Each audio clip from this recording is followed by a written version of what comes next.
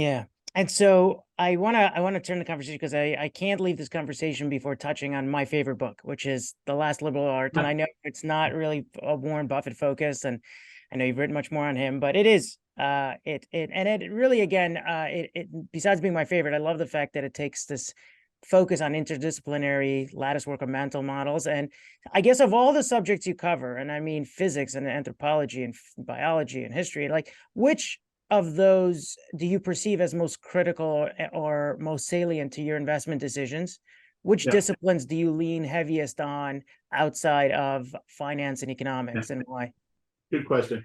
Well, let's tip the hat to Charlie Munger. It was Charlie Munger who did a lecture at USC in the early '90s on achieving worldly wisdom, which led me down this path to figure out exactly what that was. And it was Charlie who said, all you need is to understand the big ideas in each discipline and figure out how they all connect together. But it clearly was working with Bill Miller, who was the walking example of a multidisciplinary thinking. He was, PhD in philosophy, absent the dissertation at Johns Hopkins, and he was somebody. We went to the Santa Fe Institute, which studies complex adaptive systems. He's a polymath, just like Charlie Munger.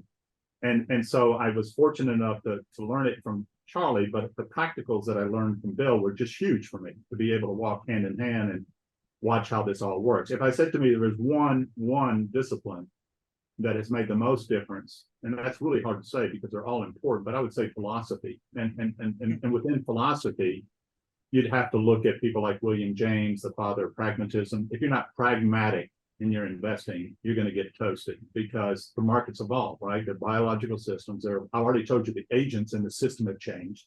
The markets are changing, right? It's a biological living system. So a pragmatist understands that. They have no viewpoint. Philosophy, pragmatism is not so much a philosophy as it's a way of doing philosophy, which is figure out what's working and then do that. Mm-hmm. So you're not set with any firm rules or ideas, and you're not stubborn, you're not locked in. Just go out there and look at the world and figure out what's working. And then when you figure out what's working, if that makes sense for you, pragmatically go after it. So William James would be huge.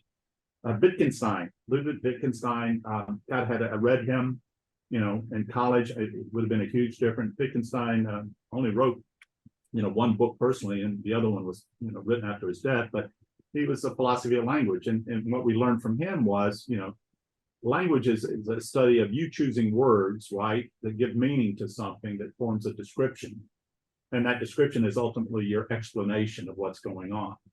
The errors that we see in markets and errors in people's thinking is often that they've misdescribed it. Mm-hmm. And if you misdescribed it, you don't have the right explanation. So failure to explain is caused by failure to describe. Right. And then it sets up your descriptions are wrong. What have you done wrong in forming that description?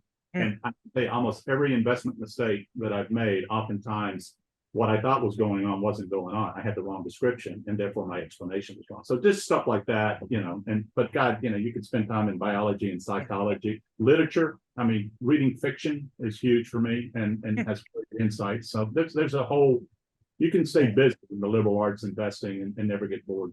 Yeah, no, and I certainly wouldn't. And it kills me that we have to wrap up this conversation because would love to carry this on for hours. And Robert, I just want to say this was fabulous.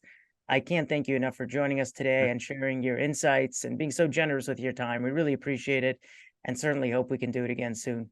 I got to tell you, Mo, the pleasure was all mine. And anytime you want to have a conversation, just pick up the phone. Thanks for the Okay. invitation.